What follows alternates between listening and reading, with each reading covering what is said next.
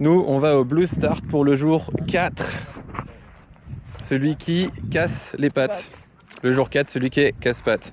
Ça marche mieux comme ça en Ouais, fait. ça marche mieux. Mais Dans ça un va être cadre très magnifique. joli. Hop. Voilà.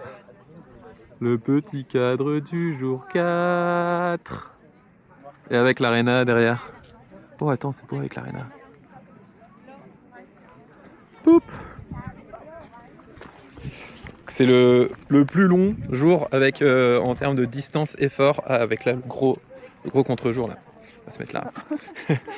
La plus grosse distance effort avec pas la plus longue distance, c'est 5,9 km et on a déjà fait une course de 6 km, mais 400 mètres de dénivelé, ça va faire Très mal. mal. Et c'est que des cailloux apparemment. Ça va être très dur techniquement. On adore. On adore. Mais on Allez, verra il va nous après le falloir du trail. courage. Allez, on est parti. La stratégie sur ce jour 4, en sachant que c'est le plus dur et en sachant aussi comment s'est passé la veille, c'est-à-dire que la veille, globalement, le jour 3 s'est bien passé, si ce n'est dans les zones très rocheuses, mais là, bah, la course, ça va être principalement des zones très rocheuses. Donc, je me dis que je vais partir tranquille, assuré dès le début, pas aller trop vite et essayer de faire une course propre. Là, l'objectif, c'est pas d'aller vite, c'est de finir sans avoir fait trop d'erreurs. Sur la première balise de ce jour 4, je pars très lentement. L'objectif, c'est d'assurer, partir sur une course propre dès le début. Ça, on le ressent déjà très bien pendant les vidéos que j'ai prises pendant la course, parce que je parle pas du tout. Si vous avez regardé les autres jours, vous avez dû comprendre jusque-là que je parle pas mal pendant les courses. Et là, jour 4, je pars dans un silence absolu. Première balise, elle se fait relativement facilement. L'objectif, c'est d'assurer. On voit qu'il y a une zone jaune qui va en fait permettre d'entrer dans le relief et de viser directement. En fait, ça va me servir de point d'attaque pour après aller contourner le petit sommet et aller chercher la balise qui est juste derrière.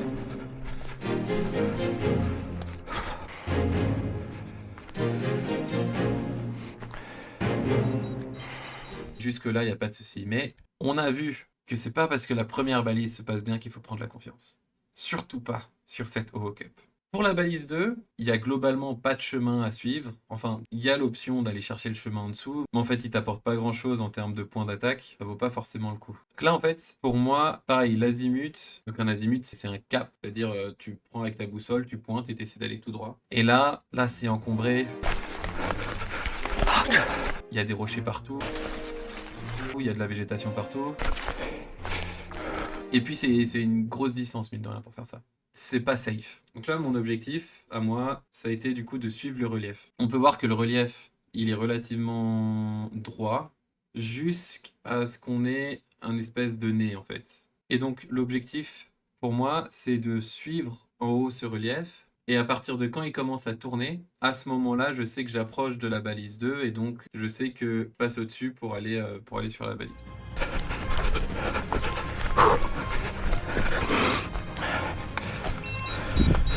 Et jusque-là, encore une fois, pas de souci. Même si là, la deuxième balise, je commence déjà à me rendre compte que ça va pas être de la tarte. Mais bon, on fait ce qu'on peut. Et on part pour la troisième balise. Alors la troisième balise, là on a déjà un cheminement un peu plus long. Il n'y a pas vraiment de chemin qui vaut le coup d'aller vraiment suivre de A à Z. Donc ce que je fais, c'est que je vais retourner sur le chemin qui est de l'autre côté de la vallée.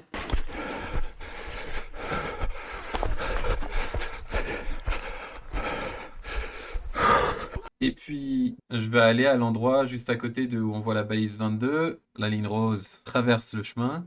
On voit, il y a deux rochers. Là, en fait, il y a deux éléments qui me permettent de savoir à quel endroit je suis sur ce chemin. Il y a le chemin qui se courbe pour contourner ces rochers. Et il y a aussi les deux rochers en tant que tels, qu'a priori, je devrais très bien voir. Donc, là, mon plan, parce que oui, je cours avec un plan, c'est d'aller trouver ces rochers. Donc là, on a l'impression que je passe vraiment dessus, mais il y a pas mal d'endroits là où mon GPS il s'est un peu perdu et donc il n'est pas exactement aligné avec la carte, mais bon, ça ira. Et donc, une fois que j'arrive à cette courbure du chemin avec les deux rochers, l'objectif, ça va être donc d'aller prendre un azimut pour aller traverser et récupérer l'autre chemin qui va vers le nord, remonter un peu pour prendre le chemin qui part à la perpendiculaire, donc horizontalement par rapport à la carte. Et puis, une fois qu'on arrive au croisement, remonter du croisement de chemin avec un azimut, et en se basant principalement sur le relief. Peut-être par là sur un amas de cailloux.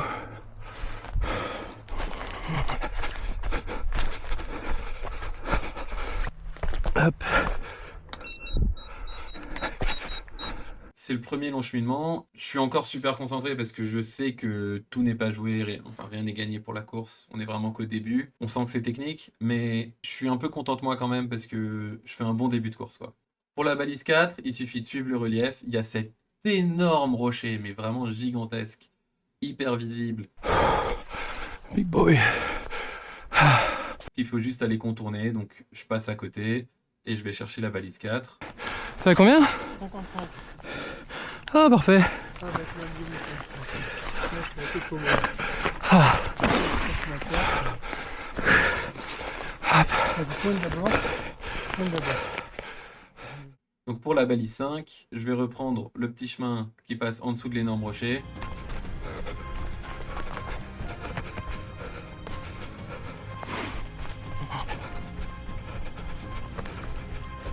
Et puis couper, je vais pas faire le S en entier, en fait je vais couper au deuxième virage pour aller directement auprès de l'eau. Wow.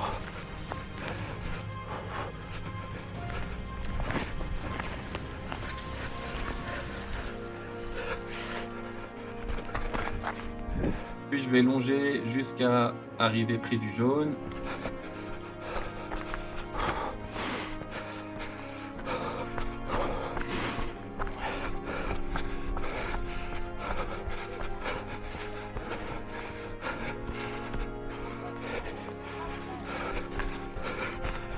Où là je vais remonter et puis trouver comment je vais monter sur l'énorme colline. On va voir toute une partie de la course.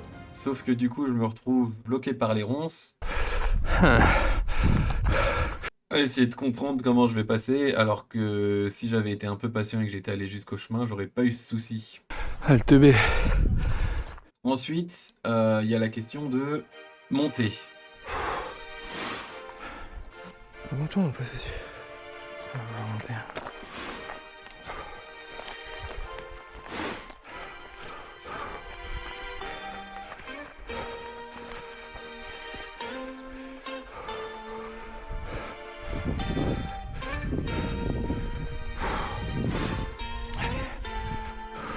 Et là, c'est pas juste monter sur la colline, c'est monter sur la colline en sachant où on est pour aller chercher la balise 5. Mon objectif, c'est globalement monter, essayer de faire un azimut et de suivre les rochers. Ça, c'est le plan à la base, relativement approximatif.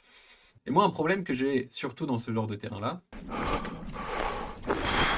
c'est que je cherche tout le temps à me rassurer. Donc en fait,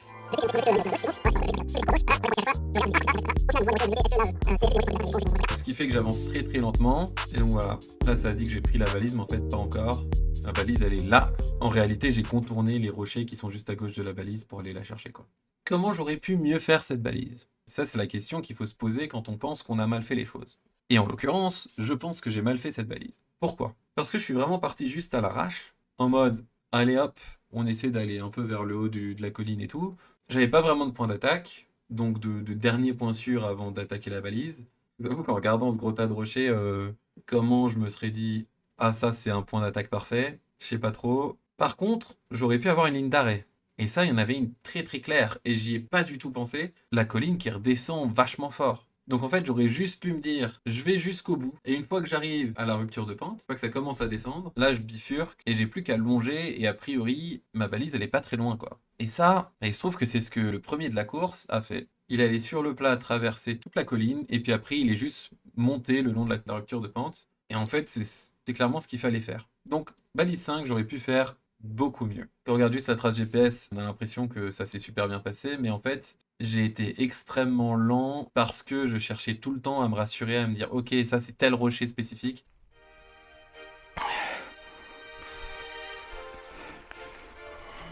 En fait, faut pas faire ça. Ce que j'aurais dû faire, c'est simplifier la carte. Là, il y a trop de rochers pour se baser juste sur les rochers, en fait. Donc, il faut regarder les grands éléments de relief, éventuellement les rochers très très importants où je suis sûr que je vais les voir, éventuellement la végétation. Mais là, là c'était compliqué. Donc la balise 6, en fait, en quittant la balise 5, je sais déjà plus ou moins où est la balise 6 parce que je l'ai déjà vue de loin. Donc ça se passe sans aucun souci. À partir de la balise 5, donc, ma caméra a plus de batterie. Donc en fait, ma caméra, elle a 45 minutes de batterie quand je la porte sur la tête. Et après, j'ai le boîtier qui a 2 heures de batterie. Donc il faut que je remette sur le boîtier pour qu'elle recharge. Donc là, de la balise 5 à la balise 20, je crois, ou 19, il n'y a plus de vidéo en course. Mais c'est pas grave parce que c'est la pire partie c'est ma pire partie. Donc c'est pas très grave. Donc la balise 6, elle se trouve très facilement. C'est globalement du tout droit. Et ensuite, la balise 7, je tente un azimut. Je rappelle, azimut, c'est je prends la boussole, j'oriente avec le nord, je prends un angle et je fonce tout droit. Ça n'a pas marché. En fait, j'étais parfait. J'allais parfaitement droit. Et un peu avant la balise, je me suis dit, attends, là je vais trop loin. Et puis j'ai entendu des balises et des gens qui allaient à des balises à droite. Et je me suis dit, je pense que j'ai dû dériver. Et donc je pars vers la droite. Et en fait, c'était pas ma balise. Et là, regret instantané. Quand t'es dans ton truc, que tu te laisses influencer. Donc là, c'est aussi le moment où je commence à devenir fatigué dans la course, hein. Parce que la montée vers la 5, elle m'a vraiment massacré les jambes et la tête. Et donc, là pour la balise 7, à partir du moment où tu es sur ton truc et tu dis oh, je vais aller voir là-bas et que tu dévies, c'est foutu, surtout dans un environnement comme ça. C'est foutu parce que tu vas voir un truc, tu sais pas ce que c'est. Et en plus, mais cette partie de la course, je sais pas, il y avait un truc où tout le monde était en galère. Il n'y avait pas vraiment une atmosphère pour demander le chemin à des gens, quoi. Donc je retourne et je descends un peu trop bas et puis après en remontant, et c'est là l'endroit où je tourne, qui est en fait l'endroit où j'ai pris la balise. Donc, je suis passé vraiment juste à côté. Je suis passé juste à côté de la balise et je l'ai pas eu. Et ça fait mal. Ça fait très mal. Et là, c'est une erreur qui est débile parce que j'étais quasi sur le bon chemin et c'est vraiment juste. Je me suis dit, on va tenter. Il y a des balises par là-bas et je me suis fait avoir et puis ça m'a complètement perdu. Et là, j'avoue que sur la balise 7, j'ai un peu paniqué. Il y a eu un petit moment de panique. Balise 8, c'est juste redescendre. Mais encore, on en revient à mon problème de je veux toujours me rassurer, être sûr de où je suis, être sûr d'aller dans la bonne direction, être sûr de pas être allé trop loin. Il se trouve que là, en fait, c'est assez facile parce qu'il n'y a plus beaucoup de rochers après la 8. Donc, dès qu'on commence à plus avoir de rochers, c'est qu'a priori, on est sur la balise, ou on a passé la balise. Et puis, juste avant la balise 8, il y a les courbes de niveau qui sont un peu plus éloignées. Donc, ça veut dire que ça s'aplatit. Et donc, on voit que j'ai cherché la balise un tout petit peu en avance. C'est parce que il y a eu un moment où il y avait comme un replat. Et donc, je me suis dit, ah, la balise, elle va être là. Et non, elle était par là. Donc, ensuite, la balise 8, elle se trouve très bien.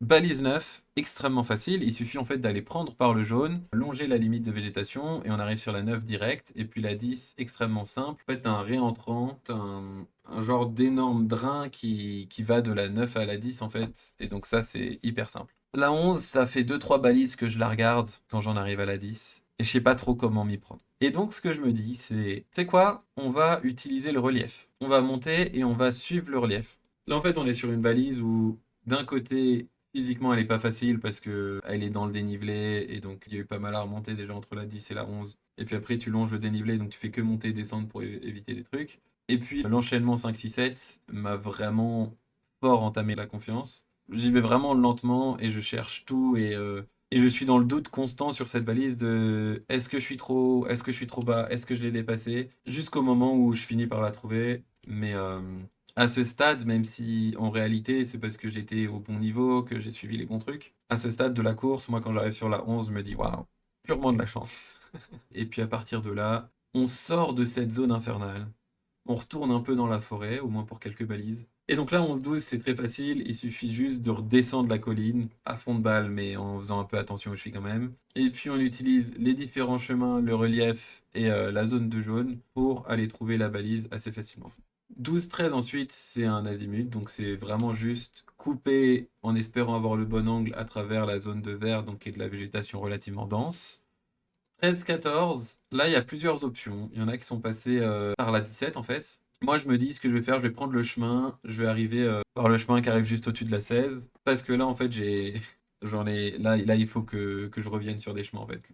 Mentalement, j'en peux plus déjà de cette course. On est qu'à la balise 13, donc 13 balises sur 24. Mais on est déjà à 1h20 de course et physiquement, je suis terminé. Donc je m'arrête sur le chemin là pour faire mes lacets. Et puis après, donc on va chercher le chemin. Encore une fois, la trace GPS qui n'est pas très précise. 14, 15, 16, vraiment, ça s'enchaîne.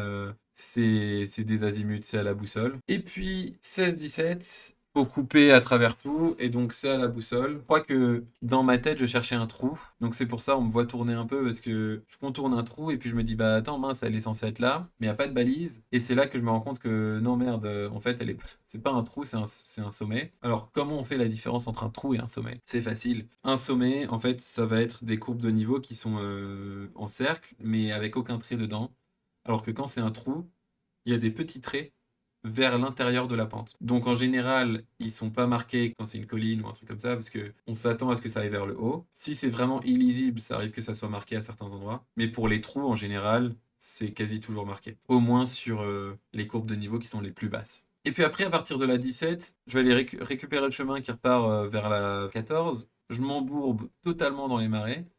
C'est très drôle parce que ça se voit sur Livelox. Et puis, après la 18, c'était vraiment facile. C'était vraiment juste courir sur le chemin, essayer un peu de rallier les neurones, de se redire, allez, là, il faut vraiment y aller. Là, on se remet dans la course. On va y arriver. On a fait la moitié, on a fait le plus dur. Maintenant, c'est juste rentrer, quoi.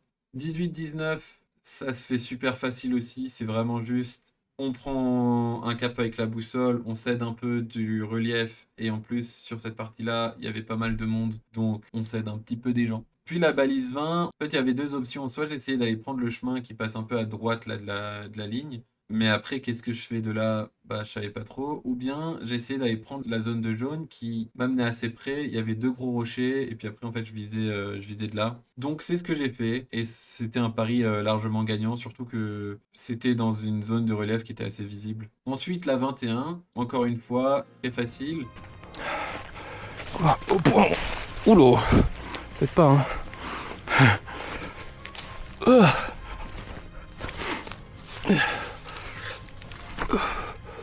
Puis de toute façon, elle était sur un sommet, donc ça se fait hyper bien.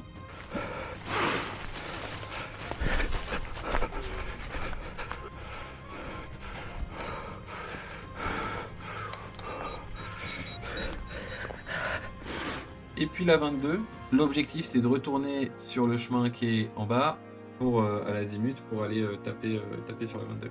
Ça c'était le plan. Il se trouve que je suis parti de l'autre côté. J'ai mis un petit moment à m'en rendre compte.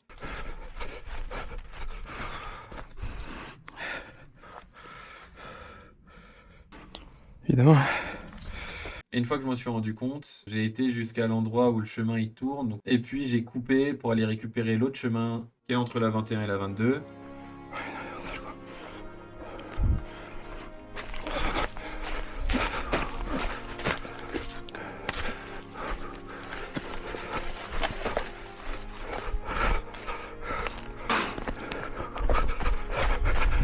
Et de là, en fait, j'ai utilisé le relief pour aller viser la 22. Donc j'ai pris un peu le nez qui part du chemin, j'ai dérivé, et tout comme le jour 3, j'ai évidemment dérivé à droite. Classique, voilà.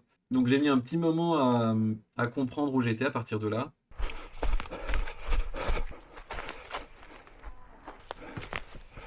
On est où? Putain. Ça peut être ça. Et puis j'ai vu la balise, et puis on l'a pris, et ça s'est très bien passé.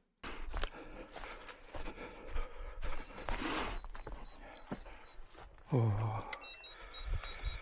Pour la 23, l'objectif il était simple, c'était retourner sur le chemin qui va vers le nord entre la 22 et la 23. Une fois arrivé sur le chemin, trouver la zone de jaune. Ah, on est là. Au jaune. Et de la zone de jaune, suivre l'espèce de ligne de rocher et de butte qui en fait va m'amener à la balise 23. Derrière les gros cailloux. Ça s'est fait vraiment super bien. 23-24, elles sont hyper proches, donc c'est juste prendre la boussole, s'orienter correctement, et puis pareil, t'as énormément d'éléments de relief et de rochers pour t'aider. Et puis ensuite, 24-25, on retrouve les esprits, maintenant il faut courir, il faut bombarder, parce que c'est la fin, et on est pressé d'arriver. Et donc, prends le chemin.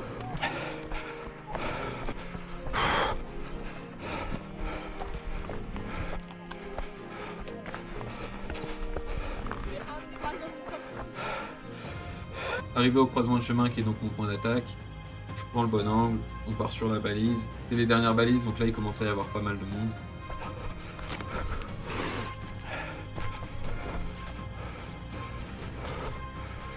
Putain. Ensuite, la balise 26, donc là, facile, on retourne sur le chemin, on trace.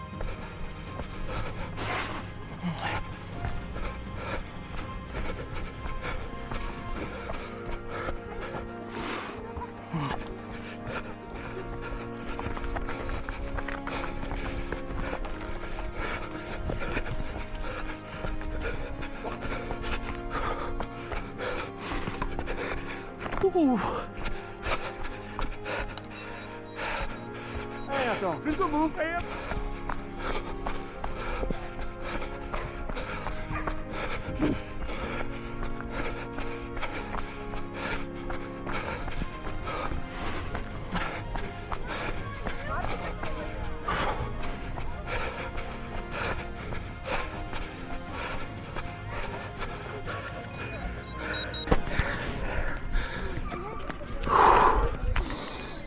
Ah, c'était beaucoup trop dur. Oh putain, on est arrivé. Donc je suis en dessous des 2h30, ce qui est vraiment pas mal. 1h22 et 57 secondes, le temps officiel. Ce qui me place 31e sur 36 classés, avec 6 personnes qui sont pas classées. Le gagnant, il a mis 66 minutes, donc il m'a évidemment éclaté.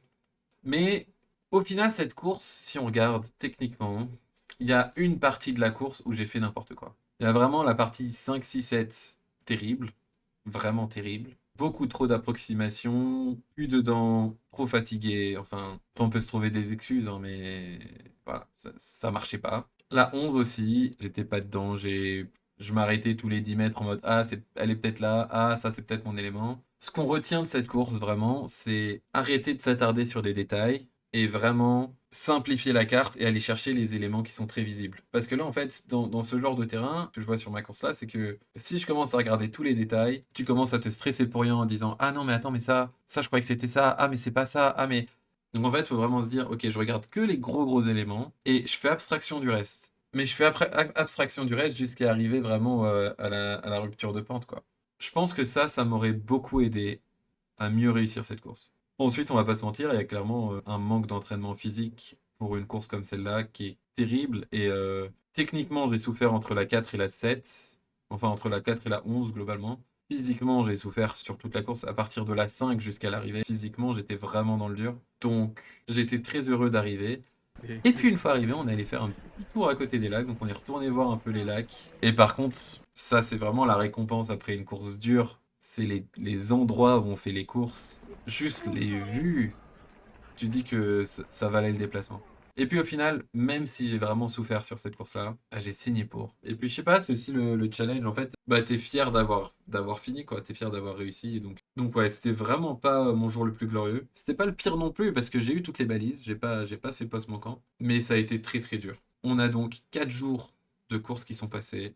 Donc à l'issue de ce jour 4, on quitte cette arena magnifique avec ces deux lacs qui sont... Waouh, c'était vraiment trop bien. Pour le jour 5, donc on retourne en bas de la montagne, on quitte les cartes extrêmement techniques, on revient sur des cartes plus comme le jour 1. Jour 1 qui au final, si on se rappelle bien, même si j'ai été disqualifié, était pas si dur que ça en fait. C'était très ouvert, il y avait beaucoup de gros éléments, et donc c'est ce qu'on va retrouver sur le jour 5. Et là, je vous avoue que j'ai hâte d'aller attaquer une course plus simple. Et ça, je vous le raconterai dans la prochaine vidéo. Moi, je vous dis à bientôt sur Voix d'Orienteur, et on se retrouve pour le jour 5.